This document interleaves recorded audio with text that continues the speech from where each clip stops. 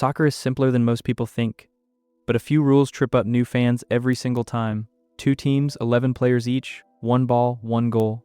Get the ball into the opponent's net more times than they get it into yours.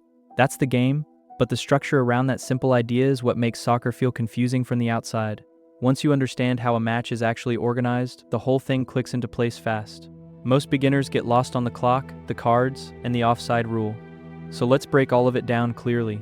A standard match runs 90 minutes, split into 2 45-minute halves, with a 15-minute break in between. Here's where it gets different from American sports. The clock never stops.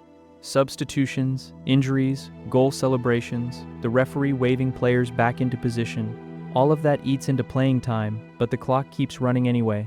At the end of each half, the referee adds what's called stoppage time, which compensates for those lost minutes. You'll usually see anywhere from 2 to 10 minutes added on. In a World Cup knockout game that goes to extra time and penalties, the whole thing can stretch past 3 hours. But for a regular league match, 90 minutes plus stoppage is your standard evening. Each team fields 11 players at once. One of them is the goalkeeper, the only player allowed to use their hands, and only inside their own penalty area. The other 10 play outfield. Teams can make a set number of substitutions depending on the competition, typically 3 to 5 per game. A player who comes off cannot return. Formations vary. Some teams defend with 5 defenders, others push high with 3 forwards, but the 11-player limit is fixed. If a player gets sent off, that team finishes the game short. No replacement is allowed for a dismissed player. Fouls are what happen when a player does something illegal against an opponent. Tripping, shoving, handling the ball deliberately, or making a reckless tackle. When a foul happens, play stops. The team that was fouled gets a free kick from the spot where the foul occurred. Inside the penalty area, a foul on the attacking team results in a penalty kick, taken one-on-one against the goalkeeper from 12 yards out. Penalty kicks convert at a very high rate, which is why fouls in the box are treated so seriously. Outside the area, depending on the position, a well-placed free kick can still threaten the goal directly. The referee uses cards to discipline players.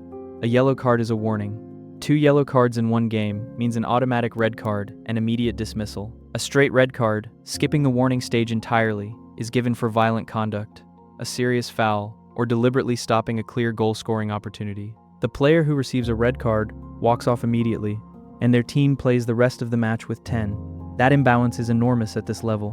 1 red card can decide a game on its own. Offside is the rule that confuses people most. Here's how it works.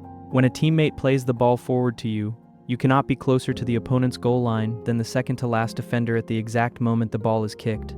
The goalkeeper usually counts as the last defender, so practically speaking, you need at least 1 outfield opponent between you and the goal when the pass is made. Being in an offside position is not automatically a foul. You only get penalized if you become actively involved in the play. Arms and hands don't count when referees measure the position. It's a tight margin, and at the highest levels, it sometimes comes down to a shoulder or a knee. VAR technology reviews these calls using freeze-frame images to get the decision right. Set pieces or restarts after the ball goes out of play or after a foul. Throw-ins happen along the sideline. Corners happen when the defending team puts the ball out over their own goal line. And goal kicks happen when the attacking team does the same. None of these carry an offside risk at the moment the ball is played in, which is why teams design specific attacking patterns around corners and free kicks. A large portion of goals at every level of the game come directly from set-piece situations. Coaches spend serious time practicing them. Winning the game comes down to goals. A goal counts when the entire ball crosses the goal line between the posts and under the crossbar. It doesn't matter who put it in. A deflection off a defender still counts for the attacking team. If both teams finish level after 90 minutes in a knockout competition, the game goes to 30 minutes of extra time. If it's still tied after that, a penalty shootout decides it. 5 players per team take alternating penalties, and if that's still level, it goes to sudden death. League games, however, simply end in a draw. 3 points for a win, 1 for a draw, none for a loss. That's how tables are